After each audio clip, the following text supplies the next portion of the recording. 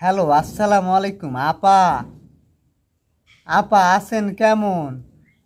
নাই আপা, আমরা ভালো নাই। আপনি নাই, আমাদের এতিম এতিম লাগে। কিন্তু জনসাধারণে আমাদের আবার এতিম লীগ কইয়ে ডাকতেছে। মাঝে মাঝে যদি একটু আফসোস করি তাইলে বলে যে আফসোস লীগ। তাই আপা, আমি যেটা শুনলাম, আপা, আপনি নাকি বাংলাদেশে আবার চট করে ঢুকে যাওয়ার চিন্তা করতে আছেন। না না আপা, ভুলে ওই চিন্তা করবেন না। বাংলাদেশের জনগণ আপনার এমনিতে চেরাক লাগে খুঁজতে আছে। যদি একবার পায় তাইলে হাতে এই যে হারিকেন আর পাশার মধ্যে শিলা অশিলা কোনটা যে ঢুকাইবে আমি জানি না। তো শুনছি যে 176 লিটার তেলের অর্ডার হইছে, বাঁশের মধ্যে এখন তেল লাগাইতেছে আপনার, যাতে ঢুকাই দিতে সহজ হয়। হয় হয়। আপা আপা আপা আপা আপা আপা শুনেন, শুনেন আপা আপা আপা, এই ভুলে ওই ঘাটতেরামো করবেন না। আপনি শেখের বেডি হইছেন তো কি হয়েছে? ওই শেক টেক দেখার মতন টাইম বাঙালির নাই এই মুহূর্তে। দেখেন নাই টিভি মিডিয়ায় আপনার বাপের কল্লার মধ্যে দড়ি লাগাইয়া মূর্তিগুলার কিভাবে টাইনে ছিঁড়া একেবারে মাটিতে ফেলাইতেছে, মূর্তিগুলো কিভাবে ভাঙছে। হয় ওই আপনি ওই যে ভারতে মোদি দাদার লগে যে ভালোবাসা কইরে প্রেম নাকি করছেন, জনগণে কইতে আছে আপনি নাকি তারে ভালোবেসে বিয়ে করছেন।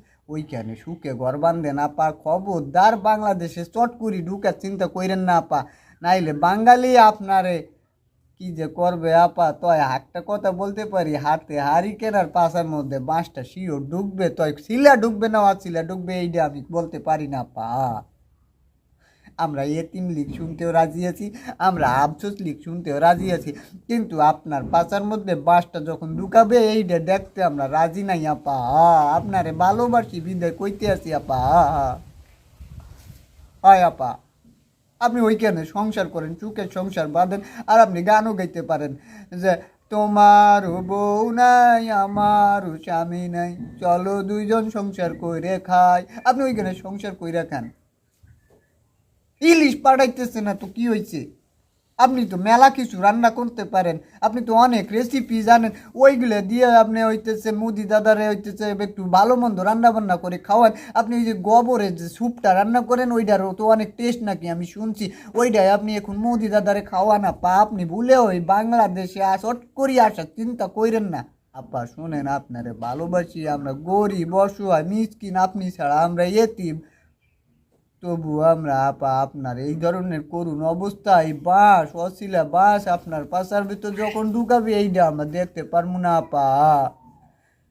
জনগণ খুব ক্ষুব্ধ হয়ে আছে আপা। আপনি আপা খবরদার বাংলাদেশে ঢুকার চিন্তা করেন না। খালি বাঙালিরা হইতেছে বাসের মধ্যে তেল শুকাইতেছে, তেল শুকাইতেছে, তেল শুকাইতেছে, যখনে পাবে তখনই ঢুকিয়ে দিবে। খবরদার খবরদার আইছেন না আপা, রাখি রাখি। আপনার স্বাস্থ্যের খেয়াল রেখেন আপা, আমাকে জন্য দোয়া করেন। হ্যাঁ, আচ্ছা আচ্ছা, আসসালামু আলাইকুম আপা।